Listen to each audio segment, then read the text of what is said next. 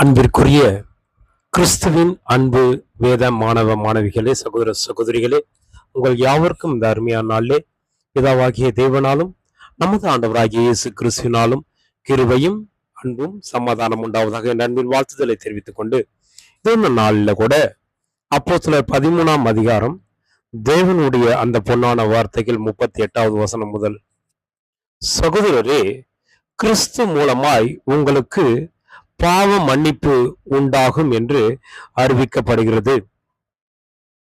பாவ மன்னிப்பு இந்த உலகத்தார் மனிதர்களால் அல்ல, பாஸ்டரால் அல்ல, கிறிஸ்து மூலமாய்தான் பாவ மன்னிப்பு. ஏன்னா அவர் நம்மை மீட்கும் பொருளாக தன்னுடைய உடலை கிழித்து இரத்தத்தை கொடுத்து தன்னை முழுவதுமாக நமது தகப்பனுடைய சித்தத்திற்கு ஒப்பு கொடுத்து, முதல் ஆதாம் விழுந்த கீழ்ப்படியாமையால் தவறு செய்த அந்த மரணத்தை அவர் தன்னுடைய ஜீவனை கொடுத்து முற்றிலும் தன்னை தாழ்த்தி நமக்காக ஜீவனை தந்து அவரு நம்மை ஜீவனுக்குள்ள வழிநடத்த அந்த மகிமையை பெற்றுக் கொண்டிருக்கிறார். அப்போ அந்த ஈடான பலியை இயேசு கிறிஸ்து கொடுத்திருக்கிறார். பாவத்தின் சம்பளம் மரணம்.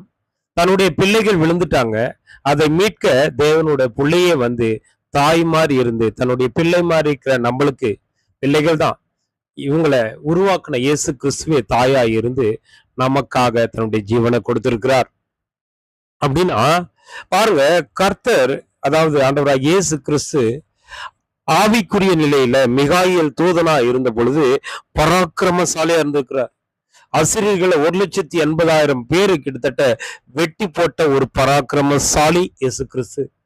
அந்த பழைய ஏற்பாட்டுல சிம்சோனுடைய தாய் கிட்ட பேசினதும், மோசே கிட்ட பேசினதும், மற்ற மாதிரி தானியல் அந்த சிங்க கிபியில இருக்கும் பொழுது தூதன் வந்து காப்பாத்துறாருல, அப்பவும் அனனியா மிஷாயேல் அந்த நெருப்புல இருக்கும் பொழுது அவர்கள் உடை கருகாமல் பார்த்த போது கூட இருந்து பாதுகாத்தவரும் ஆண்டவராக இயேசு கிறிஸ்து தான்.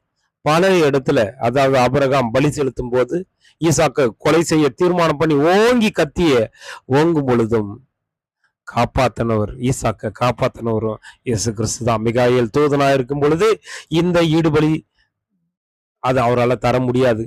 என்னைக்கு அவரு மனித சாயல்ல ஒரு பெண் மூலமா அன்னை மரியாள் என்ற ஒரு பெண்களுக்குள் ஆசீர்வதிக்கப்பட்ட ஒரு பாக்கியவதியா இருந்த ஒரு ஒரு ஒரு அழகான ஒரு கன்னியாக தேவனுடைய பார்வையில விலையேற பெற்றதா இருந்த அவங்க மூலமா வந்து பாவ சாயல்ல இல்லாம தேவனுடைய சாயல்ல வளர்றாரு. 30 வருடம் ஒபே பண்றார். அப்போ பாருங்க, 3.5 வருஷம் யோர்தான்ல அவர் ஞானஸ்நானம் எடுக்கும் பொழுதுதான் பரலோகத்துல இயேசு கிறிஸ்து எப்படி மகிமையில இருந்தார்ன்றது அப்பதான் அவருக்கே தெரியுதான். அதுக்கப்புறம் நான் வந்தது இந்த உலகத்தை மீட்க, அதாவது அடிக்கப்படுற ஆட்டுக்குட்டின்னு அப்பதான் அவருக்கு தெரிஞ்சுதான். அதுக்கப்புறம் தான் போய் படிக்கிறாரு வேதத்தை, ஏசாயா புஸ்தகத்துல, சங்கீதத்துல, எல்லாத்திலையும் படிச்சு அவரு அந்த படிச்ச ஆர்வத்துல 40 நாள் பசியே எடுக்கல. அதுக்கப்புறம் பாருங்க, வசனம் மூலமா பிசாசு டெஸ்ட் பண்றான். அது தெரியுது, அவர் அடிக்கப்படுற ஆட்டுக்குட்டி, அவருடைய எலும்பு நொறுக்கப்படுகிறது என்றத எல்லாத்தையும் படிச்சு ஏசாயா 53, சங்கீதம் 27, 2, 23 இதெல்லாம் படிச்சு அவரு தன்னை தயார்படுத்திக்கிறார். முற்றிலும் கீழ்ப்படிய, அப்பாவுக்கு முற்றிலும் கீழ்ப்படிஞ்சு அந்த ஈடுபலிய அப்படியே 100% நிறைவேற்றார். அப்படி வந்து அந்த ஈடான பலி, பாவத்தின் சம்பளம் மரணம், அந்த மரணத்திற்கு தன்மேல நாம செஞ்ச பாவத்தை தன்மேல சுமந்து முற்றிலும் கீழ்ப்படிஞ்சு தேவனுடைய சாயலை அப்படியே குணத்தை காமிச்சு முற்றிலும் தன்னை தாழ்த்தி சாந்தமும் மனத்தாழ்மையும் என்னிடத்துல கத்துக்கொள்ளுங்கன்ட்டு அதை அப்படியே காமிச்சவர். பிரியா, அது மாதிரி ஒரு பெண்களுக்குள்ள ஒரு பெண்ணை தேர்ந்தெடுத்து அந்த பெண் ஒரு பரிசுத்த மனவாட்டியா இருக்கணும், அவங்க புருஷனோட சேராம ஒரு குழந்தை பெக்கணும், அதுதான் இயேசு கிறிஸ்து. இதெல்லாம் நம்ம படிச்சிருக்கோம் இல்லையா? அப்போ வேதத்துல பாத்தீங்கன்னா தாவீது பாருங்க, அவருக்கு அருளின கிருபையை தான் இன்னைக்கு நம்மளுக்கு கொடுத்திருக்கிறார். அவர் இறந்துட்டாரு, ஆனா தாவீதை உண்டாக்குன தேவன் நம்மள சொல்றாரு. பாருங்க, அவர் பிதாக்களோட சேர்ந்துட்டாரு. அவரு அழிவை பார்த்தாரு. ஆனால் தேவனால் எழுப்பப்பட்ட இயேசு கிறிஸ்து அழிவில்லாத நிலைமையில, அழியாமை நிலையில, நித்திய ஜீவன் அப்படின்ற நிலைமையில போய் நின்று நமக்கான ஒரு பரிந்து பேசுகிற ஒரு மேய்ப்பனாக, ஒரு தாயாக, ஒரு நண்பனாக, ஒரு தோழனாக, ஒரு என்ன சொல்றது, நம்ம ஃப்ரெண்டு மாதிரி அவர் நம்மளுக்காக நம்முடைய ஏக்கங்கள், கண்ணீர்கள், வேதனைகள் எல்லாத்தையும் பார்த்து நம்ம பலவீனத்துல விழும்போதும் நம்மளை தூக்கி விடுறவர் இயேசு கிறிஸ்து மாத்திரமே. பிரியமானவர்களே, அப்பேற்பட்ட ஒரு அருமையான காரியத்தை நாம பார்க்கணும் அப்படின்னா, பாவ மன்னிப்பை இன்னைக்கு நம்மளுக்கு வாங்கி தர்றவர் ஆண்டவராகிய இயேசு கிறிஸ்து மாத்திரமே. பிரியமானவர்களே, பாருங்க, நம்ம அப்போஸ்தலர் 12ஆம் அதிகாரத்துல பார்த்தோம்னா, ஏரோது ராஜா என்ன பண்ணுவாரு, யூதர்களை சந்தோஷப்படுத்தணும்ட்டு கிறிஸ்துவ போதிக்கிற யோவனுடைய சகோதரன் யாக்கோப கத்திய பட்டயத்தால கொலை பண்றார். சரியா? இது யூதருக்கு அப்ப தெரியும். ஏன்னா நியாயப்பிரமாணத்துல அவங்க வைராக்கியமானவர்கள் அப்படின்னு நினைச்சிட்டு இயேசுவை கிறிஸ்துன்னு ஏத்துக்கல அவங்க. சரிங்களா? கிறிஸ்துன்னு ஏத்திக்கல. அதுக்கப்புறம் பேதுருவையும் 4 டைப் இது இருக்கிற ஒரு சிறைச்சாலையில அடைக்கிறாங்க. சிறைச்சாலையில அடைச்சிக்கும் போது 4 கட்ட பாதுகாப்பு. அதாவது இன்னைக்கு நம்ம பாக்குறோம் இல்லையா, ஒரு துப்பாக்கி அந்த பாதுகாப்பு மாதிரி, அதை விட ஒரு பயங்கர கடினமான ரோமர்கள் அவங்க என்ன பண்றாங்க, அப்பேற்பட்ட பாதுகாப்புல வைக்கிறாங்க.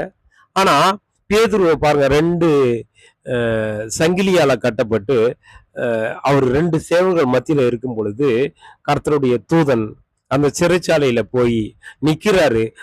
அவ்வளவு பிரகாசம், அவ்வளவு பிரகாசம் நடக்குது. அப்ப என்ன பண்றாரு, பேதுரு தூங்கிட்டு இருக்காரு, அவர் விழாவுல தட்டுறார், தட்டி எழுப்புறார். இதுல நம்மளுக்கு என்ன பாடம்?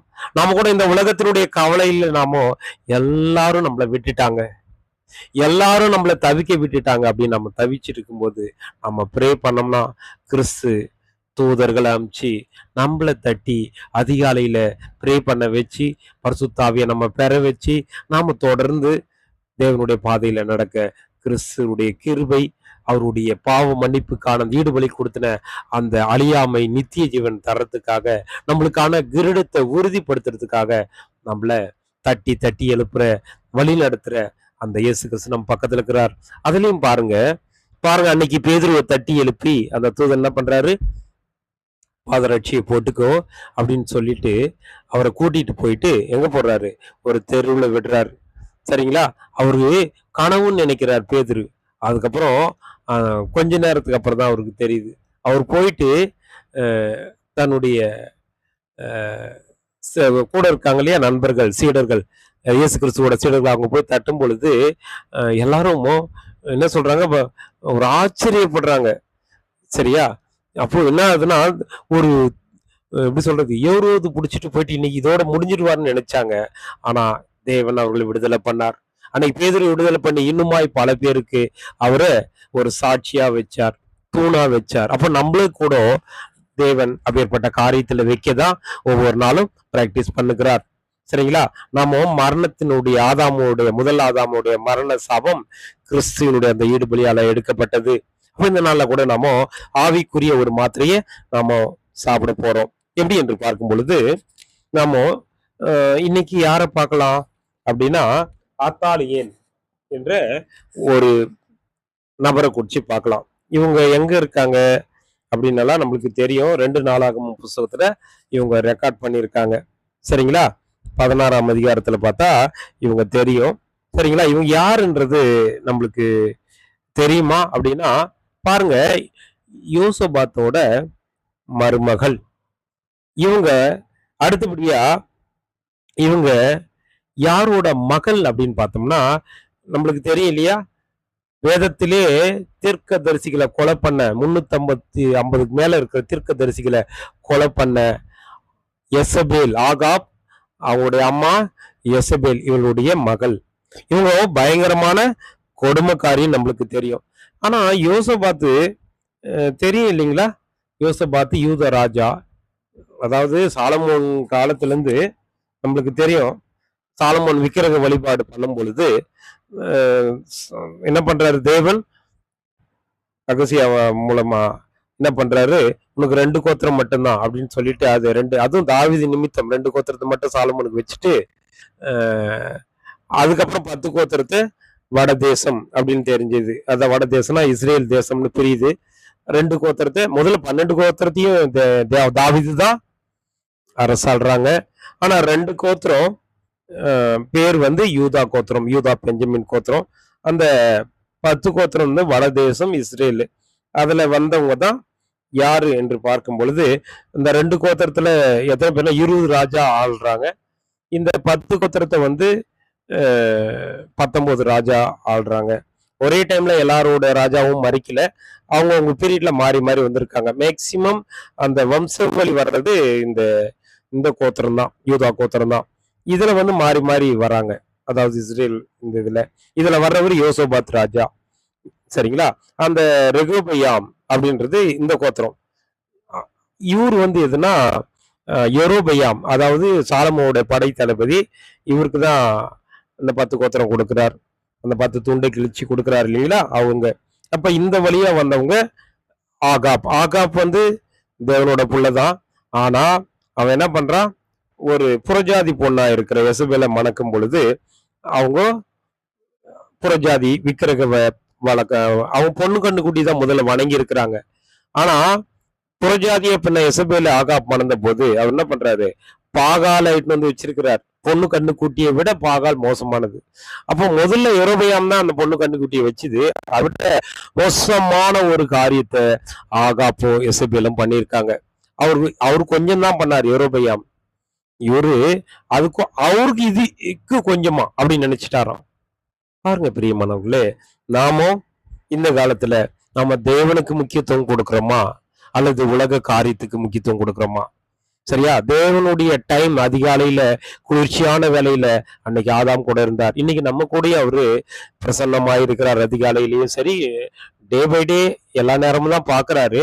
ஆனா அதிகாலையில அவரை தேடும் பொழுது அவர் சமீபமா இருக்கும்போது அவரை கண்டடைய தக்கத்துல நீங்க கண்டடைங்க. அப்படி இப்ப நம்ம சமீபமா அவருடைய கிருபையின் காலத்துல இருக்கிறோம். இப்ப நம்ம பார்க்கணும். ஆனா பாருங்க, தன்னுடைய மனைவி தூண்டுறத பத்தி தூண்ட தூண்ட அதே பாகல் வணக்கத்தை அவர் ஏற்படுத்துறார். அப்போ அத்தாலியல் அப்படின்னா அதனுடைய பொருள் என்ன, வேதத்தின்படி அதனுடைய பொருள் என்ன என்று பார்க்கும் பொழுது கர்த்தருடைய வாதை அப்படின்னு அந்த பேருக்கு அர்த்தமா. அப்போ ஒரு கொடூரமான பெண் அது. இவங்கள மாதிரி நாம இருக்கக்கூடாதுன்னு தேவன் சொல்றார். இது எங்க பார்க்கலாம் அப்படின்னா 2 நாளாகவும் 22ஆம் அதிகாரம் 12வது வசனம். சரிங்களா? அப்படின்னு பார்க்கும் பொழுது பாருங்க, கர்த்தருடைய ஆலயத்திலே ஒளித்து வைக்கப்பட்டிருந்தான். அத்தாலியல் தேசத்தின் மேல் ராஜ்யம்பாரம் பண்ணாள். அப்போ அந்த அதாவது யூத ராஜாக்கள் இருக்கிறாங்களே, அதுல வந்து 20 ராஜாக்கள் இருக்கிறாங்க. இதுல எல்லாம் ஜென்ஸா இருப்பாங்க. இந்த அத்தாலியல் மாத்திரம்தான் வந்து ராணியா உக்காடுறாங்க. தன்னுடைய பேர குழந்தைங்களை வெட்டி போட்டு ராணியா மாறுற ஒரு கொடூர பெண்மணியா அவங்க வேதத்துல பதிவிடப்பட்டிருக்கிறாங்க. பாருங்க, பெண்களுக்கு வேதத்துல அதிக முக்கியத்துவம் கொடுக்கப்பட்டிருக்குது. சரிங்களா? இயேசு கிறிஸ்துவே ஒரு கன்னி மரியாள் வைத்துக்கொள்ளதான் வந்தாங்க. ஒரு பெண் தான் இந்த உலகத்தை எல்லாரையும் உருவாக்குறதுக்கு தேவன் அவங்கள ஒரு முக்கிய பங்கு. ஒரு குடும்பத்துல அமைதி வரணும் அப்படின்னா நல்ல மனுஷன் வந்து ஒரு குணசாலியை தேர்ந்தெடுக்கிறான். அது தேவனுடைய ஈவு அப்படின்ட்டு பெண்களுக்கு தான் அதிக முக்கியத்துவம். ரெபேக்கால் பாருங்க, அது கரெக்ட். அதே மாதிரி மணவாட்டி, கிறிஸ்துவோட மணவாட்டி, சபையை அப்படிதான் கூப்பிடுறாரு. ஸ்திரீ, அந்த 5 புத்தியுள்ள ஸ்திரீ பாருங்க, எல்லா இடத்துலயும் பெண்களுக்கு தான் வேதத்துல முக்கியத்துவம். ஆனா நாம அதை அறியாம ஓடுறோம். ஆனா அங்க பாருங்க, அத்தாலியேல் ஒரு கொடுமை நிறைந்த பெண்ணா, ஒரு மிதமிஞ்சிய ஒரு பொண்ணா அவங்க இருக்கிறாங்க. புறஜாதி பெண்ணு. இவங்க தூண்டி விடுறாங்க. தேவனுடைய வழியில் நடக்க தூண்டி விடல. பாகால் வணக்கம் அந்த பொண்ணு கண்ணுக்குட்டி விட மோசமான வணக்கம். அதாவது தன்னுடைய மூத்த பிள்ளைங்களை காவு கொடுக்கிற ஒரு பாகாலுடைய வணக்கத்தை இவங்க உற்சாகப்படுத்தி பலிப்பீடம் கட்டி கள்ளத்தீர்க்க தரிசியை ஏற்படுத்தி ஒரு மோசமான ஒரு விக்கிரக ஆராதனை பண்ற ஒரு இது சரியா. அகியா தீர்க்க தரிசி மூலமா அந்த விழுந்து சாலமுடைய அந்த 12 கோத்திரத்தை ஆண்ட சாலமோன் விழுந்து போனதுக்கு காரணமே இந்த பாகாலுக்கு தூபம் காட்டினதுதான். ஆனா இங்க பாருங்க, ஆகாப் அப்பேற்பட்ட ஒரு கொடுமையான காரியத்தை பண்றார். அது தேவனுடைய பார்வையில் அருவருப்பா இருக்குது. அவ்வளவு அநியாயம் பண்றார் பாருங்க. யோசபாத் என்ன பண்றாங்க, இந்த பக்கம் இருக்கிறார். 2 நாளாகமும் 17:3 அதுல பார்த்தோம்னா நம்மளுக்கு தெரியும், வாசிக்கலாம். 2 நாளாகமும் 17ஆம் அதிகாரம் 3ஆம் வசனம். கர்த்தர் யோசபாத்தோடு இருந்தார். அவன் பாகால்களை தேடாமல் தன் தகப்பனாகிய தாவீது முன்னாட்களில் நடந்த வழிகளில் நடந்து. தாவீது எப்படி இருந்தாரு? பாகால் விக்கிர வணக்கம் பில்லி சூனியம் எல்லாத்தையும் ஒழிச்சு போட்டார்ல, அது மாதிரி இருந்தார். அதனால கர்த்தர் அவங்க கிட்ட ராஜ்யபாரத்தை யோசபாத் கையில கொடுத்தார். ஆனா அவங்க பிள்ளை யோராம் சரிங்களா, இவன் தன்னுடைய அம்மா பேச்சை கேட்டு அவன் ஒரு கேவலமான காரியத்துல அவன் தேவனுடைய வார்த்தையின்படி அப்பா மாதிரி நடக்காம அம்மா சொல்ற தூண்டி விட்டுற பாகால் வணக்கம் பிரகாரம் நடக்கிறான். இதுல தேவன் நம்மளுக்கு கொடுக்குற பாடம் பாத்தீங்கன்னா, இன்னைக்கு பாருங்க, நாம கூட ஒரு பெண்ணை தேடுறோம், மனைவியை தேடுறோம் அப்படின்னா அவங்க கிறிஸ்துவுக்குள்ள இருக்கிறாங்கன்னா நம்ம பிள்ளைகளுக்கு அப்பேற்பட்ட ஒரு நல்ல மனைவியை தேடணும். சரி, அதாவது நல்ல மனைவியை நாம தேடணும், நம்முடைய பிள்ளைகளுக்கு தேடணும்னா கூட ஆம்பளும் அப்படிதான். அந்த ஒரு புது சிருஷ்டியா இருக்கிற ஒரு பொண்ணு, தேவனுக்கு பயந்து நடக்கிற பெண்ணா பார்த்தா நம்ம எடுக்கணும். அதாவது பாகால் மாதிரி இல்ல விக்கிரக வணக்கம் மாதிரி இருக்கிற பெண்ணை எடுத்துட்டு வந்தா முதல்ல நல்லா இருப்பாங்க. ஆனா போக போக போக அவங்க தன்னுடைய அம்மா பேச்சை கேட்டு நம்ம வீட்லயும் அவங்க என்ன பண்ணுவாங்க, நம்மளையும் விழத்தள்ளிடுவாங்க. ஆவிக்குரிய வளர்ச்சிக்கு உதவும் மாட்டாங்க, விழத்தள்ளுற மாதிரி பண்ணிடுவாங்க. ஆகாப்பா பாருங்க, எசபேல் அப்படி பண்ணியிருக்காங்க. அப்போ இந்த அத்தாலியால் யாருன்னு நாம் பார்த்தோம், அந்த எசபேலோட பொண்ணு. யோசபாத் என்ன பண்ணியிருக்காருன்னா, ஒரு பிரச்சனை இருந்துட்டே இருந்திருக்கு. எப்படி அப்படின்னு பார்த்தா, இந்த யூதா ராஜ்யம் இந்த 12 கோத்திரத்துக்குள்ளே பிரச்சனை இருந்திருக்கு. தாவீது நாட்கள்ல அந்த 12 கோத்திரத்தை தாவீது ஆளும் பொழுது மோவாபியர், அம்மோனியர், யோதாமியர் தான் பிரச்சனைக்கு வந்திருந்தாங்க. அந்த 12 கோத்திரத்தையும் ஒன்னா ஆளுகை பண்ணிருந்தாரு. ஆனா சாலமோன் செய்த அந்த தவறால அப்புறம் என்ன பண்றது, பிரிக்கப்படுது. தெரியலையா, அகியா மூலம் தீர்க்கதரிசி மூலமா பிரிக்கப்படுது, பாகால் வணக்கம் மூலமா. ஆனா பாருங்க, ஒரு நல்லது நடக்கணும் தான் யெரொபெயாம் கிட்ட அகியா மூலமா தேவன் பிரிச்சு கொடுக்கிறார். ஆனா யெரொபெயாம் என்ன பண்றான், தன்னுடைய ராஜ்யபாரம் கெட்டு போயிடும். அங்க வருஷத்துக்கு ஒரு தாட்டி எருசலேம்ல அந்த பஸ்கா பண்டிகை கொண்டாட போயிட்டாங்கன்னா இந்த 10 கோத்திரமும் நம்மளை விட்டு போயிடும் அப்படின்ட்டு ஒரு பொல்லாத சிந்தனையால அங்க பொண்ணு கண்ணுக்குட்டியே யெரொபெயாம் வைக்கிறான். அதுல பாருங்க, ஒரு தேவனுக்கு புறம்பான செயல். தேவன் நம்மள கூட ஒரு நல்ல காரியத்துக்காக தான் தயார் பண்ணி எடுத்துட்டு வருவார். நாம என்ன பண்ணோம், கொஞ்ச நாள் ஓடுவோம். அதுக்கப்புறம் நம்ம கிட்ட இருக்கிற ஏதோ ஒண்ணு போகுது அப்படின்னா, நம்ம கிட்ட ஒரு பொருள் வெளியே போகுதுன்னா டக்குன்னு என்ன பண்ணுவோம், அந்த காரியத்துக்கு நம்மளை இசைந்து கொடுத்துருப்போம். உலகம் நம்முடைய மாம்சத்துக்கு இசைந்து கொடுக்க கூடாது ஒரு பக்கம். இன்னொரு பக்கம் இந்த உலகத்துல இருக்கிறவங்க, அதாவது நம்ம உடம்பு, அடுத்து நம்ம உலகத்துல இருக்கிற சகோதர சகோதரிகள், உலகத்துல சாத்தானுடைய கண்ட்ரோல்ல இருக்கிறவங்க, அவங்களுடைய இச்சைக்காகவோ அவங்களுடைய வார்த்தைக்காகவோ விழுந்து போகக்கூடாது. இன்னொன்னுக்குது, விழுந்து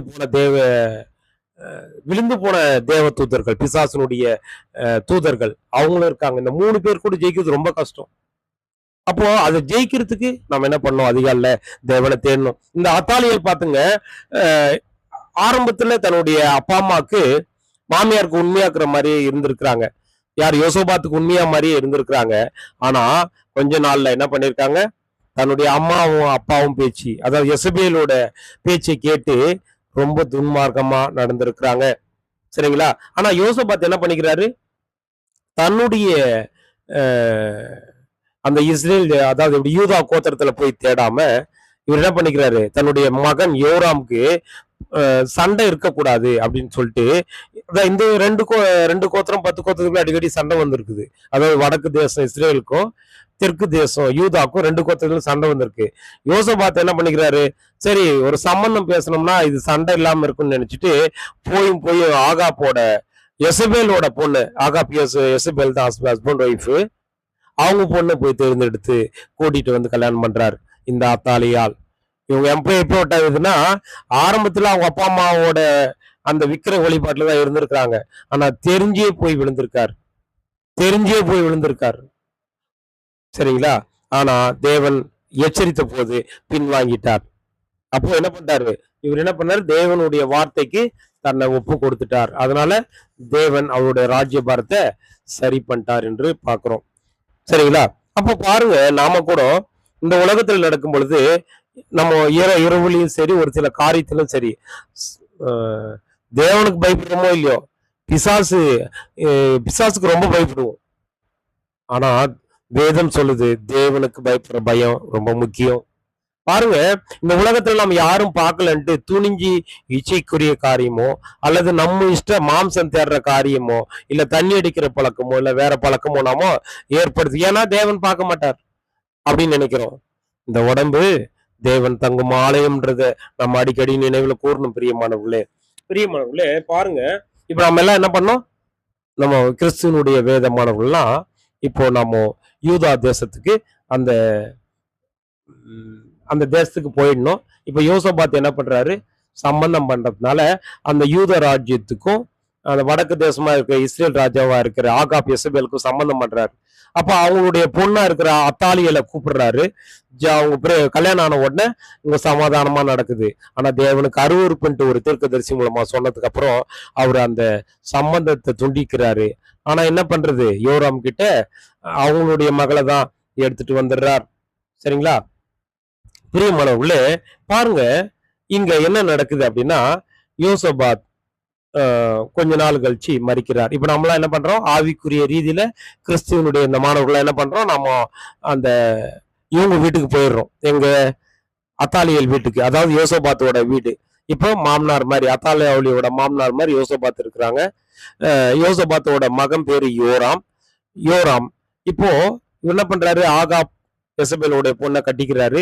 அதுக்கப்புறம் தேவன் சொல்றதால் விடுறாரு. ஆனாலும் கல்யாணம் பண்ணு வந்த தன்னுடைய மருமகள் எங்க இருக்காங்க, யூதா ராஜாவோட யோசபாத்தோட வீட்டுல இருக்காங்க.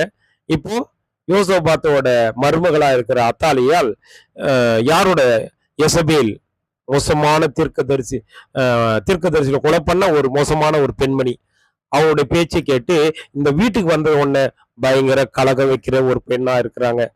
சரிங்களா? என்னென்ன பண்றாங்கன்னா, இப்ப பாருங்க, யோசபாத்து கொஞ்ச நாள்ல தேவனுக்கு உண்மையா இருந்து மறிக்கிறார். அதுக்கப்புறம் அந்த ஸ்தானத்துல ஒரு மூத்த பையனா இருக்கிற சேஷ்ட புத்திரம் பாகம் முறையில யாரு வராங்கன்னா, யோராம் வர்றார். அதாவது யோசபாத்தோட புள்ள வந்து ஆட்சி செய்யறாங்க. ஆட்சி செய்யும் பொழுது அப்போ யோசபாத் காலத்திலே தன்னுடைய அந்த 6 பிள்ளைங்கள 5 பிள்ளைங்களுக்கும் ஒவ்வொரு ஏரியாவை பிரிச்சு அவங்கள அந்த 5 பிள்ளைங்களுக்கு ஒன்றும், இந்த யோராம வந்து சேஷ்டபுத்திர பாகம்ன்றதுனால இவர் என்ன பண்றாங்க, ஒரு ராஜாவா வச்சுட்டு யோசபாத் மறிக்கிறார். இப்போ இங்க இந்த குடும்பத்துக்குள்ள நாம இப்ப எல்லாம் ஆவிக்குரிய ரீதியில நாமெல்லாம் போய் நின்று பாக்குறோம். இப்ப என்ன நடக்குது என்று பார்க்கும் பொழுது இப்ப என்ன நடக்குது அப்படின்னா, யோசபாத் இறக்குறாரு. இப்போ போஸ்டிங்ல யாரு இருக்காங்க, யோராம் இருக்காரு, அவங்களுடைய மனைவி அத்தாலியால். இப்போ என்ன நடக்குது என்று பார்க்கும் பொழுது, அந்த யோராமோட சகோதரர்கள் 5 பேரு ஒவ்வொரு டவுனா ஆளுகை பண்றாங்க. அவங்க பாகத்தை பிரிச்சு அப்பாதான் பண்ணிட்டு போயிருக்காரு. இப்போ இங்க என்ன பண்றாங்க, எசபேலோட பேச்சை கேட்ட அத்தாலியால் அந்த குடும்பத்துக்கு போனவன என்ன பண்றா, தன்னுடைய கணவனை யோராம தூண்டி விட்டு அந்த 5 சகோதரர்களையும் கொலை பண்ண சொல்றான். அதை அப்படியே பண்றான். 2 நாளாகவும் 21ஆம் அதிகாரம் 1லிருந்து பார்த்தோம்னா 1லிருந்து 6 வரையிலும் படிச்சோம்னா அதனுடைய விளக்கம் நம்மளுக்கு தெரியும். அப்போ அவர் 8 வருஷம் ஆளுகை பண்றாங்க. சிறு மன்னர்களா இருக்கிற அந்த 5 தம்பிகளையும் யோராம் கொலை பண்ண அத்தாலியால் சீன்றாங்க. சரிங்களா? அது மாத்திரமல்ல, யோராம் என்ன பண்றான், யூத பெஞ்சமின் இந்த இதுல வந்து இருக்கிறாரு. யோசபாத் தன்னுடைய அப்பா மாதிரி தேவனை சேவிக்கல, பாகால பாகால் வணக்கத்தை செய்யறான். இதுக்கு பின்னாடி நின்று தூண்டி விட்டது யார் என்று பார்க்கும்போது யெசபேல் வார்த்தையை கேட்ட தன்னுடைய மனைவி அத்தாலியால். அப்போ அத்தாலியால் மாதிரி நம்ம இருக்க கூடாதுன்னு தேவன் நம்மளுக்கு இந்த நாள்ல சொல்றார். அப்போ நம்ம என்ன பண்ணணும், நம்ம பிள்ளைகளுக்கும் ஏதோ பொண்ணு தேடுறதா இருந்தா கூட நம்ம விசாரிக்கணும். யோசபாத் மாதிரி அவசரப்பட்டு பண்ணிடக்கூடாது அப்படின்னு இந்த நாள்ல நம்மளுக்கு எச்சரிக்கை பண்றார். யெசபேலோட தந்திரமான பேச்சை கேட்டு, மாமியார் பேச்சை கேட்டு இன்னைக்கு தன்னுடைய பிள்ளைகளை, தன்னுடைய தம்பிங்களை கொலை பண்றார் யோராம். அப்படின்னா இன்னைக்கும் நாம கூட நம்ம சபையிலையும் சரி, மற்ற இடத்துலயும் சரி, கொலை பண்றதுக்கு ஈக்குவலா நாம என்ன பண்ணோம், துன்மார்க்கமா பேசக்கூடாது, புறங்கூறிடக்கூடாது, தேவனையும் புறங்கூறக்கூடாது. அது அவருக்கு ரொம்ப அருவருப்பானது அப்படின்னு தேவன் நம்மளுக்கு எச்சரிக்கை பண்றார். அப்போ நாம என்ன பண்ணோம் பாருங்க, இந்த உலகத்துல நிறைய என்ன நடக்குதுன்னா, பெண்கள் நம்ம வீட்டுக்கு வருவாங்க. இப்ப என்ன பண்ணுவாங்க, பெண்கள் அந்த ஒரு வீட்டுல வந்துட்டா இப்ப என்ன பண்ணிருக்கணும், யோசபாத் வீட்டுல யோராம கல்யாணம் பண்ணிருந்தா இதுதான் தான் வீடுன்னு நினைச்சு அமைதியா இருந்திருக்கணும். ஏதோ ஒரு பிரச்சனைன்னா கூட இவங்களே முடிவு எடுத்திருக்கணும். ஆனா இவங்க என்ன பண்ணிக்கிறாங்க, அத்தாலியால் எது இருந்தாலும் தன்னுடைய அம்மா யெசபேலுடைய வார்த்தையை கேட்டு கேட்டு பாருங்க, தன்னுடைய மச்சினன்க எல்லாரையும் கொலை பண்றதுக்கு ஐடியா பண்ணியிருக்காங்க. அந்த குடும்பத்துல பாகால் வணக்கத்தை ஏற்படுத்தி தன்னுடைய கணவனையும் தூண்டி விட்டு கணவனையும் பாகால் வணக்கம் பண்ண தூண்டி வைக்கிறாங்க. இப்பேற்பட்ட பிள்ளைகளா நாம இருக்க கூடாதுன்னு தேவன் இந்த பாடத்தின் மூலமா இந்த ஆவிக்குரிய மாத்திரையை நம்மளுக்கு தரார். அப்ப நாம என்ன பண்ணோம், ஒவ்வொரு நாளும் தேவனண்டையில வரணும். சரிங்களா? அப்போ இன்னைக்கு பாருங்க, இன்னைக்கு வர்ற மருமகள் என்ன பண்றாங்க, புகுந்த வீட்டுக்கு வந்துட்டு கூட தன்னுடைய பிறந்த வீட்டு பெருமையை பேசி கொண்டிருக்கிறாங்க. அப்படி இருக்கிற பிள்ளைகளா இருந்தா நம்ம மாத்திக்கணும் அப்படின்னு தேவன் இந்த நாள்ல பண்றாரு. ஏன்னா இப்ப செல்போன் வந்துடுச்சு. என்னம்மா சமைக்கணும் இன்னைக்கு அப்படின்னு கூட இந்த வீட்டுக்கு வந்துட்டு தன்னுடைய அம்மா வீட்டுக்கு போன் பண்ணி கேட்கிற பிள்ளைகளா நாம இருக்கக்கூடாது. புறஜாதியா இருக்கிறவங்க பண்ணலாம். அப்போ இது இன்னைக்கான பாடம் கூட என்னன்னா, இந்த அத்தாலியல் போல நாம எப்ப பார்த்தாலும் இருக்கக்கூடாது. பாருங்க, அவங்க வீட்டுல ஆகாப்பும் யெசபேல் வீட்டுல இருக்கும் பொழுது கூட இந்த அத்தாலியால் அவ்வளவு பேச்சை கேட்டிருக்க மாட்டாங்க. ஆனா புகுந்து வீட்டுக்கு வந்ததுக்கு அப்புறம் எல்லாத்தையும் நோண்டி நோண்டி இப்ப பயப்படுறாங்க. இப்பதான் அவங்க அம்மா அப்பாவை பேச்சை கேட்கறாங்க. அப்ப கேட்டிருக்க மாட்டாங்க. அப்படி கேட்டதுனாலதான் யோராமோட தம்பிகளை எல்லாம் கொலை பண்றதுக்கு ஐடியா பண்ணி பாருங்க, ராஜ்யத்துல உட்காந்துக்கிறாங்க அத்தாலியால். எல்லாமே பாருங்க ராஜாக்கள், யூதாவை ஆண்டவர்களாம், இவங்க மட்டும்தான் ராணி. இவங்க போய் உட்காந்துக்கிறாங்க. இன்னும் கடந்து வாசிக்கலாம். அப்ப என்ன சொல்றாரு தேவன் ஒரு பெண்ணுக்கு, நீ புகுந்த வீட்டுக்கு போன உடனே உன்னுடைய தாய் வீட்டை, தகப்பன் வீட்டை மறந்துருன்னு சொல்றாரு. சரிங்களா? சங்கீத புஸ்தகத்துல அப்படிதான் இருக்கும். சரிங்களா? பாருங்க, இங்க ஒன்னா ஒற்றுமையா இருப்பாங்க அண்ணன் தம்பிங்க. இந்த மருமகள் உள்ள வந்திருப்பாங்க யோசபாத் வீட்டுல. அப்போ என்ன பண்ணிருப்பாரு, யோராமும் அவங்க அண்ணன் தம்பிகளும் ஒரே சட்டையை மாத்தி போட்டிருப்பாங்க. இப்ப இவங்க வந்த உடனே என்ன பண்ணுவாங்க, ஏங்க நீங்க தான் நினைச்சிட்டு உன் சட்டையை போட்டதுனால நான் அவர்கிட்ட போயிட்டுங்க அப்படின்னு சொல்லும் பொழுது யோராம் என்ன பண்ணிருக்கணும் பாருங்க, ஒரே செகண்ட்ல முடிஞ்சிருக்கும். சரிங்களா? அப்போ இந்த பிரிவினைக்கு காரணமா அத்தாலியல் இருந்திருக்காங்க. உன் குடும்ப உறவை பிரிக்கிற மாதிரி அத்தாலியல் இருந்திருக்காங்க. அப்ப தேவன் இந்த பாடத்துல நம்மளுக்கு என்ன சொல்றார் அப்படின்னா, குடும்ப உறவை கட்டுகிறவளா நாம இருக்கணும். அன்னை மரியாள் போல இருக்கணும், ரெபேக்கால் போல இருக்கணும், அப்படின்னு எஸ்தரை போல இருக்கணும் அப்படின்னு நம்மளுக்கு பாடம் சொல்றாரு. அத்தாலியல் போல இருக்க கூடாதுன்ட்டு நம்ம சொல்றாரு. அப்போ நம்ம சாட்சி உள்ள ஒரு வாழ்க்கையே நம்ம வாழணும்ட்டு நம்மளுக்கு இந்த நாள்ல அவர் எச்சரிக்கையா சொல்றார். பாருங்க, இப்படி பிசாசுக்கு ஏத்த ஒரு வாழ்க்கையை அத்தாலியல் வாழ்றாங்க. ஒரு சாட்சி நிறைந்த ஒரு வாழ்க்கையா இருந்த யோசபாத்துடைய பையனை யோராம பாகால் வணக்கம் வணங்க இவங்க தூண்டி விடுறாங்க. யெசபேல் தூண்டுறது அப்படியே அத்தாலியல் அவங்க மகளா இருக்கிறவங்க அவங்க கேட்டு பாருங்க, கொலை பண்ற அளவுக்கு இருக்காங்க. நாம எப்படி இருக்கிறோம் அப்படின்றாங்க. சரிங்களா? சாட்சி நிறைந்த லைஃபா நம்மளுக்கு இருக்கா, இல்லது வேற மாதிரி இருக்கா? இப்ப நாம ஒரு ஒரு ஒரு மகளா நாம ஒரு இடத்துக்கு கல்யாணம் பண்ணி ஒரு வீட்டுக்கு போனா அந்த குடும்பத்தை கட்டுகிறவர்களாக ஒரு நல்ல பெண் தன் வீட்டை கட்டுகிறாள் அப்படின்ற ஒரு பேரை வாங்குறோமா, இல்ல இடித்து போடுறவங்களா, பிரிவினை பண்றவங்களா நாம இருக்கிறோமா அப்படின்ட்டு தேவன் இந்த நாள்ல கேட்கிறார். நம்முடைய லைஃப் ஸ்டைல் மற்றவங்களை உற்சாகப்படுத்துற மாதிரி இருக்கணும். ஒரு மகள் இன்னொரு வீட்டுல மருமகளா போகும் பொழுது அந்த வீடு தான் அவளுக்கு நிரந்தரம், அவங்களே முடிவு பண்ணும் அப்படின்ட்டு நம்ம விடணும். சரிங்களா? நீதிமொழிகள் 14:1 சொல்லுது, புத்தி உள்ள ஸ்திரீ தன் வீட்டை கட்டுகிறாள். ஏன்னா 1000 வருட கிறிஸ்துவனுடைய ராஜ்யத்துல நாம வாழ்ந்த வாழ்க்கை அங்க ரெக்கார்ட் ஆகி அங்க ஒரு யூடியூப்ல இப்போ ஓடுற மாதிரி அங்க ஓடுமா, நாமளே வேதமா மாறுவோமா. அப்போ நம்ம அத்தாலியல் போல இருக்கக்கூடாது, ரெபேக்கால் போல இருக்கணும் அப்படின்னு தேவன் சொல்றாரு. அப்போ நம்முடைய வாழ்க்கை இப்போ வாழ்றோம் இல்லையா, இந்த வாழ்க்கையை பார்த்து தேவனும் கிறிஸ்துவும் மகிமைப்படுவாங்களா, இல்ல இவங்க யூதாஸ் போல இருக்கிறாங்க, இவங்க அத்தாலியல் போல இருக்கிறாங்கன்ட்டு அவர் பண்ணுவாரா அப்படின்னு நாம தான் பண்ணோம். ஏன்னா பாவ மன்னிப்பு கிருபையினுடைய கடைசி காலத்துல நாம நிக்கிறோம். நம்மளுக்காக பரிந்து பேசுகிறவராக இயேசு கிறிஸ்து நம்ம கூட இருக்கிறார். அப்போ சண்டை பண்ற அத்தாலியல் மாதிரி நம்ம இருக்கக்கூடாது அப்படின்ட்டு தேவன் சொல்றார். கலகம் பண்ணும் அந்த மருமகள் மாறி அந்த அத்தாலியல் மாதிரி இருந்து பாருங்க, யோராம தூண்டி விட்டு பாகால் வணக்கம் சகோதரர்களையே தன்னுடைய மச்சனமார்களே ஃபாலோ பண்றாங்க. தேவனை விட்டு விலகிறதுக்கு இவங்க பெரிய உதவி பண்ணிக்கிறாங்க. யோராம் தாறுமாறான வழியில செல்றதுக்கு இவங்க உதவி இருக்காங்க. சரிங்களா? அப்போ 2 நாளாகமும் 21ஆம் அதிகாரம் எடுத்துக்கலாம். 2 நாளாகமும் 21ஆம் அதிகாரம் 19வது இறை வார்த்தை. அப்போ என்ன நடக்குதுன்னா, ஒரு கர்த்தர் யோராம் என்ன பண்றாரு, ஒரு குடல்ல உண்டான தீராத நோயை கொடுக்கிறார். அப்போ இந்த நோயினால அவன் குடல் சரிந்து கொடிய வியாதிப்பட்டு 2 வருஷத்துல செத்து போறான். அப்போ யோசபாத்துக்கு பாத்தீங்கன்னா ஒரு அருமையான ஒரு நல்லடக்கம் வருது. ஆனா இந்த ஜனங்கள் அவனுக்காக எந்த கந்த வர்க்கங்களையும் எடுக்காம ஒரு அநியாய சாவு சாவுறான். அப்ப தேவன் கூட நம்மளுக்கு நாம நல்ல வழியில நடக்கும் பொழுது நமக்கான மரணம் அருமையா இருக்கும். அவருடைய பார்வையில நம்முடைய மரணம் கிறிஸ்துவுக்குள்ள மறிக்கிற மாதிரி இருக்கா? யோசபாத்து மறிச்சும் போது அந்த ஜனங்கள் அவ்வளவு துக்கம் கொண்டாடி கந்த வர்க்கத்தை ஏத்திருக்காங்க.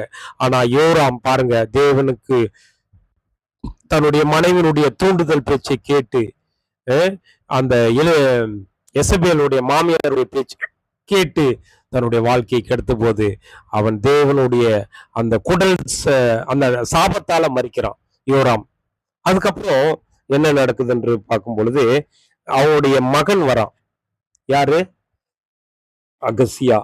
இவனும் என்ன பண்றான்? துன்மார்க்கமா நடக்கிறான். எங்கப்பா வாசிக்கலாம்னா 2 நாளாகமும் 22ஆம் அதிகாரம் 2. அகசியா ராஜாவாகிற போது 22 வயசு. 1 வருஷம் அவன் எருசலேம்ல அரசாள்றான். அவனுடைய தாயின் பேர் அத்தாலியாள். சரியா? அத்தாலியாள். பாருங்க, இந்த அத்தாலியாள் எவ்வளவு பெரிய கொடுமைக்காரி பாருங்க. சரியா? தன்னுடைய கணவனை தான் கெடுத்தா, அடுத்து தன்னுடைய மகனையும் கெடுக்கிறார். சரியா? இப்பேற்பட்ட ஆளா நாம இருக்கிறோமா அப்படின்னு தேவன் சொல்றார். அவனும் என்ன பண்றான்? தன்னுடைய தாய் பேச்சு கேட்டு என்ன பண்றான்? அவனும் துன்மார்க்கமா நடக்கிறான். சரிங்களா? இப்ப நம்மளுக்கு கூட பாருங்க, இந்த 2ஆம் உலகத்தினுடைய முடிவு என்னன்னு தெரியும். இந்த உலகப்போர், 3ஆம் உலகப்போர் வரப்போது. இந்த 2ஆம் உலகத்தோட முடிவுல நாம கிறிஸ்துவனுடைய சபையா எடுத்துக்கொள்ள போடுறத கடைசி நாள்ல நிக்கிறோம், கிருபையின் காலத்துல நிக்கிறோம், எல்லாம் தெரியுது. 3ஆம் உலகத்துல நம்ம கண்ணீர் இல்லாம நம்மளே இந்த உலகமே பழிக்க போகுது, இதெல்லாம் தெரியுது. ஆனா இப்ப நம்ம ஃபேமிலியில உண்மையா நடக்கிறோமா, நடந்து கொண்டிருக்கிறோமா அப்படின்றது நம்மளுக்கு தெரியல. அப்போ கிருபா சண்டையில, கிறிஸ்தண்டையில வந்து பாவம் மன்னிப்பு கேட்டு நம்ம கிட்ட இருக்கிற தவறான பலவீனத்தை நம்ம அப்படியே அப்பா கிட்ட கிறிஸ்து மூலமா நம்மள பிரேயர் மூலமா கேட்கும் பொழுது பரிசுத்த தந்து வழிநடத்த இயேசு கிறிஸ்து ரெடியா இருக்கிறார். நம்ம அத்தாலியல் வகுப்பாரா இருந்தா நம்மள தேவன் அழிச்சிருவார். சரிங்களா? பாருங்க, யோசபாத் மாதிரி யோராம் இல்ல, அவன் புள்ள இல்ல. யோராம் மாதிரி, யோராம் தன்னுடைய மனைவி விக்கிரக ஆராதனைக்குரிய அத்தாலியலுடைய பேச்சை கேட்கிறான். மாமியார் எசபேல் பேச்சை கேட்கிறான். இங்க பாருங்க, அதுக்கப்புறம் தன்னுடைய மகன் இருக்கிறான் அகசியா, அவங்களையும் அந்த தாய் அத்தாலியல் கெடுக்கிறாங்க. ஒரு தாய் ஒரு உயர்ந்த ஸ்தானம், தன் பிள்ளைகளை வளர்த்து தேவனுக்கு பிரியமா அவர் மகிமைப்படுற மாதிரி வளர்க்கறதா ஒரு தாயோட கடமை. இங்க பாருங்க, அத்தாலியால் தன்னுடைய மகனை அகசியாவை ஒரு கேடு கெட்ட விக்கிரக ஆராதனை பண்ற மாதிரி, தன்னுடைய ஜனங்களை கெடுக்கிற மாதிரி, பாகால் வணக்கம் பண்ற மாதிரி வழி நடத்துறாங்க. அப்போ இதுல நம்மளுக்கான பாடம் என்னன்னா, வேண்டாம், சரியா அப்படின்னு தேவன் சொல்றார். இப்பேற்பட்ட ஒரு அத்தாலியல் மாதிரி நீங்க இருக்கக்கூடாதுன்னு சொல்றார், சரிங்களா? அப்போ நம்மளுக்கான பாடம் என்னன்னு சொல்லும் போது, நாம ஒரு வீட்டுல இருக்கிறோம். அப்போ நாம இப்படி ஒரு வீட்டுல இருக்கும் பொழுது நம்மளுக்கு குழந்தைங்க இருந்தா அதை நம்ம தேவனுடைய வழியில நடத்தணும். நாம பிரயாசப்பட்டு நாம அவங்க உட்காரும் போதும், மாறு ஆறுல சொன்ன மாதிரி அவங்க படுக்கும் போதும், நடந்து போதும், சும்மா இருக்கும் போதும் நாம தாயா இருக்கிறவங்க மெயினா அந்த பார்ட்டை கரெக்டா செய்யணும். தேவனை மகிமைப்படுத்துற மாதிரி, அவங்க வாழ்க்கையில முன்னேற மாதிரி, தேவனுக்கு பயப்படுற அந்த பயத்தை அவங்க சொல்லி வளர்க்கணும். அப்படி வளர்த்தா நம்ம ஆசீர்வதிக்கப்படுவோம்.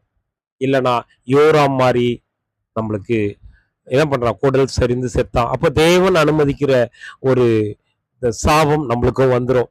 அப்போ தேவன் நம்மளுக்கு பல வழியில பாருங்க, தவறா நடக்கும் பொழுது பல தீமைகளை தேவன் அனுமதிப்பார். அப்போ எதுனா திரும்பணும்ட்டு அனுப்புறாரு, சாவணும்ட்டு இல்லை. ஆனா நியாயபரமான காலத்துல அழிக்கணும்னு அழிச்சார். தன்னுடைய ஜனத்துக்கு மட்டும் ஒரு விசேஷ பாதுகாப்பு. அப்ப இன்னைக்கும் நம்மளுக்கு பாருங்க, ஒரு விசேஷ பாதுகாப்பை தேவன் கொடுத்து கொண்டிருக்கிறார். அதை நம்ம உணரணும். ஆனா இங்க பாட்டி மாறி இருக்கிற இந்த அத்தாலியல் என்ன பண்றாங்க தெரியுமா? தன்னுடைய போன இடத்துல அந்த குடும்பத்திலேயே ஒரு கலகம் விளைவிப்போலாம். தன்னுடைய கணவனை பாகால் வணக்கம் செய்யறோம்னா, அப்ப தேவன் பாருங்க, குடல் சரிந்து தன்னுடைய கணவனை சாவடிக்கிறாரு. அது தெரிதா இல்லையா அத்தாலியலுக்கு? தெரிஞ்சு அப்புறமாவது தெரிஞ்சிருக்கணுமா இல்லையா? அப்பவும் தெரிந்தல. அதுக்கப்புறம் தன்னுடைய இன்னும் சொந்த மகன் அகசியா, அவன் ராஜா அந்த ஒரு விஷயம் எருசலேம்ல யூதா கோத்திரத்தை அரசாளும் பொழுது அவனையும் சீண்டி விடுறான். அதுக்கப்புறம் அவனுக்கு குழந்தை பிறக்குது. நம்ம வாசிக்கலாம் 2 நாளாகவும் 22ஆம் அதிகாரம் 10வது இறை வார்த்தை. அவன் என்ன பண்றான், அகசியாவின் தாயாகிய அத்தாலியால் தன் குமாரன் இறந்து போனதை கண்ட பொழுது அவள் எழும்பி யூதா குடும்பத்தில் உள்ள ராஜ வம்சமான யாவரையும் சங்காரம் பண்றா. இப்பேற்பட்ட கொடுமைக்காரி பாருங்க, யாரு? இந்த அத்தாலியேல். பிரியமானவர்களே, தன்னுடைய பேர குழந்தைங்களை வெட்டி போட்டிருக்கிறா, ராஜவம்சமான எல்லாரையும். இப்பேற்பட்டவங்கள நாம இருக்கிறோமா? வேதத்துல பாருங்க, ஏரோது ராஜா இயேசு கிறிஸ்து பிறந்த போது 2 வயசு குழந்தைக்கு கூட 3 வயசு குழந்தைக்கு உட்பட்டவங்க எல்லாரையும் கொலை பண்ணார். வேதத்துல பதிவிடப்பட்டிருக்குது. அதே மாதிரி மோசே பிறந்தப்போ பாருங்க, அப்போ ஒரு பார்வோன் காலத்துல அப்போ குழந்தைங்களை வெட்டிருக்காங்க. அதுக்கப்புறம் ஒரு பெரிய குடும்பக்காரி யாருன்னா இந்த எசபேலோட பொண்ணா இருக்கிற அத்தாலியேல். அவன் என்ன பண்ணிக்கிறா, நான் ராஜாத்தியா மாறணும்ட்டு தன்னுடைய பேர குழந்தைங்களை வெட்டி போட்டிருக்கா. இப்ப ஏற்பட்ட கொடுமை பாருங்க. அப்போ யாரு இப்படிப்பட்ட பண்ணுவாங்கன்னா, பதவி ஆசை, சுயநலம் உள்ளவர்கள், தேவனுக்காக தன்னை அர்ப்பணிக்காதவர்கள், கிறிஸ்தவர்கள் என்று சொல்லி வேஷம் போடுபவர்கள். இன்னைக்கு நிறைய வீட்டுல பார்த்தோம்னா இப்படிதான் நடக்குது. தன்னுடைய கணவன் வேணும், கணவன் சம்பாதிக்கிற பணம் வேணும், தன்னுடைய கணவனுடைய அம்மா வந்தா வீட்டுல தங்கறதுக்கு அளவு பண்ணாத மனைவியா நாம இருக்கிறோமா? அத்தாலியல் வம்சமா வகுப்பாரானாமா? திருந்தனும். தேவன் கிரியையை தான் பாக்குறார், குடும்பம் தான் முக்கியம். தன்னுடைய அம்மாவுக்கு கொடுக்கிற மதிப்பு அத்தாலியலுக்கு இருந்தது, புறஜாதியான அவளுக்கு. ஆனா பாகால் வணக்கம் இருக்குது. இப்ப கூட கிறிஸ்துவ கோயில்ல போயிட்டு 1000 சோத்திர பலி பண்ணிட்டு தன்னுடைய கணவனையும் தன்னுடைய கணவனுடைய அம்மாவையும் மதிக்காத, அவங்களெல்லாம் குறை சொல்றது கொலை செய்யறதுக்கு சமம். தன்னுடைய கணவனுடைய சகோதரர்களை குறை சொல்றது, அது மாதிரி பண்ணிட்டு இருக்கிற பெண்மணியா? அப்படி இருந்தா நம்ம திருந்தணும்ட்டு தேவன் சொல்றார். அத்தாலியால் பாருங்க, திருந்தல, தன்னுடைய பேர குழந்தைங்களே கொலை பண்றா. அப்பேற்பட்ட வகுப்பாரா நாம? இந்த ஆவிக்குரிய மாத்திரம் எதுக்கு தெரியுமா?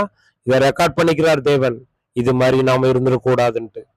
அப்போ உண்மையா ஒருத்தர் இருந்திருக்கிறாங்க. உண்மையா யார் என்று பார்க்கும் பொழுது பாருங்க, இந்த பாட்டி இப்படி இருந்திருக்கிறாங்க. அதுக்கப்புறம் அவங்க ராஜ்யபாரம் பண்ணியிருக்காங்க. ஆனா இன்னொருத்தர் இருந்திருக்கிறாங்க. யார் என்று பார்க்கும் பொழுது 2 தீமோத்தேயு 1ஆம் அதிகாரத்துல 4-5 வசனத்துல நம்ம பார்த்தோம்னா தெரியும். 1 தீமோத்தேயு 1ஆம் அதிகாரம், சரிங்களா? அத வாசித்தா தெரியும். 1 தீமோத்தேயு 2 தீமோத்தேயு மன்னிக்கவும் 1ஆம் அதிகாரம் 4-5 வசனம். உன்னில் உள்ள மாயமற்ற விசுவாசத்தை நினைவு கூறுவதனால் என் முன்னோர்கள் முதற்கொண்டு சுத்தமான சாட்சியோடு ஆராய்த்து வரும் தேவனை நான் ஸ்தோத்தரிக்கிறேன் அப்படின்னு சொல்லிட்டு அப்போஸ்தலனாகிய பவுல் தீமோத்தேயுக்கு ஒரு லெட்டர் எழுதுவார்.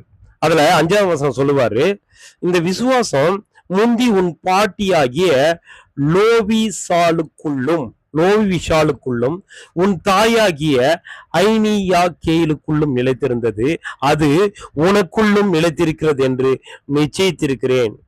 நான் உன்மேல் என் கைகளை வைத்ததினால் உனக்கு உண்டான தேவவரத்தை நீ அனல் மூட்டி எழும்பி விடும்படி இதை உனக்கு நினைவூட்டுற அப்படின்ட்டு அவர் சொல்றார். பிரியமானவர்களே, பாருங்க, இந்த பாட்டி பாருங்க, தீமோத்தேய சின்ன வயசுல இருந்து தேவ பக்தி நிறைந்த ஒரு பிள்ளையா வளர்த்திருக்கிறாங்க. தனக்கு பிறந்த பிள்ளையா இருக்கிற மகளுக்கு ஐனிக்கேயால் அவங்கள பாருங்க உண்மையா வளர்த்திருக்காங்க. அவனுக்கு பிறந்த புள்ளதான் தீமோத்தேயு, சரிங்களா? இவங்களையும் உண்மையா வளர்த்திருக்கிறாங்க, சரிங்களா? அப்போ இந்த பாட்டி மாதிரி இருக்கணும். அப்போ என்ன இருக்குது? கிறிஸ்துவனுடைய தேவனை அறிகிற அறிவும் கிறிஸ்துவை மீட்பரனும் கத்து கொடுத்த இந்த பாட்டி லேவிஷால் அப்படின்ற இந்த பாட்டி மாதிரி இருக்கணும். இந்த யார் மாதிரி இருக்கக்கூடாதுன்னா இந்த அத்தாலியல் போல இருக்கக்கூடாது. இந்த தீமோத்தேயு வளர்த்த லேவிசால் மாதிரி இருக்கணும். தன்னுடைய மகளையும் நல்லா வளர்த்தாங்க, அதுக்கப்புறம் தன்னுடைய பேரனையும் தேவனுக்கு பயப்படுற பயத்துல வளர்த்துருக்காங்க. இப்போ நாம எப்படி இருக்கிறோம் அப்படின்ட்டு தேவன் பார்க்கிறார். அப்போ நாம இந்த நாள்ல தேவன் நம்மளுக்கு கொடுக்கிற பாடம் என்னன்னு பார்த்தோம்னா, நம்ம என்ன பண்ணோம்? பாவ மன்னிப்பை கிறிஸ்து மூலமா வாங்கிட்டு இந்த அத்தாலியல் போல இல்லாம தேவனுக்கு பயந்து வாழ்ற இந்த தீமோத்தேயு போல லேவிஷால் பாட்டி மாதிரி நம்ம இருக்கணும். அன்பு இருக்கணும், தேவனிடத்துல அவர்கிட்ட பயமும் இருக்கணும். தேவன் பார்க்கிறார், அவருடைய கண்கள் பூமி எங்கும் உலாவி கொண்டிருக்கின்றது இருக்கணும். பணத்தின் மூலமா எந்த காரியத்தை நம்ம சாதித்திட முடியாது, சரியா? தேவனுடைய ஊழியத்துல நாம் இருக்கும் பொழுது நல்லா பேசலாம், நல்லா பிரசங்கம் பண்ணலாம், நல்லா ஊரா போயிட்டு ஊழியம் பண்ணலாம், அது முக்கியம் இல்லை. குடும்பத்துல தேவையானது செய்யணும், அன்பை காமிக்கணும். அதே மாதிரி நாம் யாரிடமாவது தவறி விழுந்திருந்தா உலகத்தார் இந்த வேத மாணவர்கள் தவிர மற்ற தேவனை அறியாதவங்க கிட்டையும் நாம உண்மையா இருக்கணும். அவங்க தாழ்மையா பேசணும், நிதானமா நடக்கணும். அன்புல நாம ஐஸ்வர்யவான்களா நாம இருந்தா நம்ம கிறிஸ்து ராஜ்யத்துல நாம நிக்கிற ஒரு பாக்கியத்தை நாம் பெறுவோம். அப்போ கிருபையினுடைய காலம் பெருமை இல்லாம நம்மளை தாழ்த்தி நம்ம இருக்கணும். நாம அத்தாலியல் போல இருந்தா மற்றவங்களை விழத்தள்ளுற மாதிரி நாம் இருக்கக்கூடாது. நாம யாரு மாதிரி இருக்கணும் என்று பார்க்கும் பொழுது இந்த லேவிஷாலை போல தீமோத்தேயை உருவாக்குற ஒரு மாயமற்றவங்களா இருக்கணும், மாயம் உள்ளவர்களா இருக்கக்கூடாது. அதாவது உண்மையான அன்புள்ளவர்களா, கிறிஸ்துவை மாத்திரம் பின்பற்றவர்களா, கிறிஸ்துவை கற்றவங்களா, 1,44,000 என்ற ஒரு நபரா நம்ம இருக்கும் பொழுது தேவன் நம்மை ஆசீர்வதிப்பார். நம்மளுக்கும் அநேகமான துன்பங்கள் இந்த கடைசி நாட்கள்ல வந்து கொண்டிருக்குது. நாம அருமையா தேவன் கிட்ட வரணும். அத்தாலியல போல நாங்க இருக்கக்கூடாது.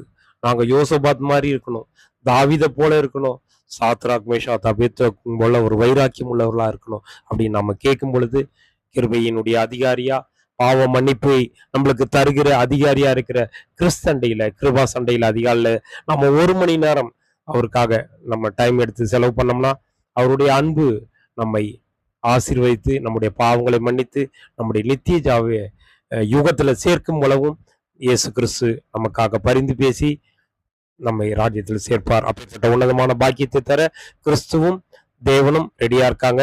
பாவ மன்னிப்பு தர்றதுக்கு கிருபையினுடைய கடைசி கால முடிவுல அவங்க தயாரா இருக்கிறாங்க.